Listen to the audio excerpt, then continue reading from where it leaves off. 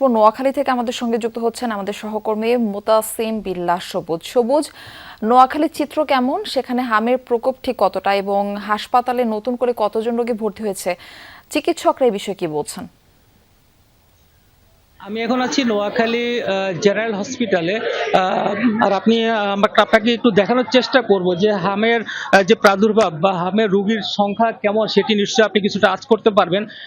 এখানে civil surgeon যেটি বলছেন বা এই হাসপাতালে যিনি তত্ত্বাবধায়ক তিনি যেটি বলছেন যে গেল 24 ঘন্টায় এই হাসপাতালে নতুন করে 43 জন হাম উপসর্গ নিয়ে রোগী ভর্তি হয়েছেন। সব মিলিয়ে এই হাসপাতালে বর্তমানে 137 জন হাম উপসর্গ নিয়ে রোগী ভর্তি আছেন, তারা চিকিৎসা নিচ্ছেন। তবে আপনাকে দেখাচ্ছি যে আসলে খুব গাদাগাদি করে ফ্লোরে কোথাও পিল ধরা ঠাঁই নেই, মানে একেবারে গাদাগাদি করে মানুষ চিকিৎসা নিচ্ছে হাম উপসর্গ যারা আছে। তবে এখানে একটা জিনিস অ্যালার্মিং সেটি হচ্ছে এখানকার রোগীরা বেশি উদ্বিগ্ন সেটি হচ্ছে যে আসলে হসপিটালে ডায়রিয়া এবং হামের যে রোগী তারা আসলে একই জায়গায় চিকিৎসা নিচ্ছেন। সেক্ষেত্রে হামা এবং ডায়রিয়া উভয় একে অপর সংক্রমিত হওয়ার আশঙ্কা রয়েছে এবং এখানে চিকিৎসক এবং যে নার্স সংখ্যা সেটি আসলে একেবারে অপ্রতুল। তো সব মিলিয়ে ডাক্তাররা চেষ্টা করছেন এখানকার যারা হামের উপসর্গ নিয়ে ভর্তি হচ্ছেন তাদেরকে চিকিৎসা দেওয়ার চেষ্টা করছেন। তবে এখন পর্যন্ত নোয়াখালীতে 4 জন হাম উপসর্গ নিয়ে মৃত্যুবরণ করেছে।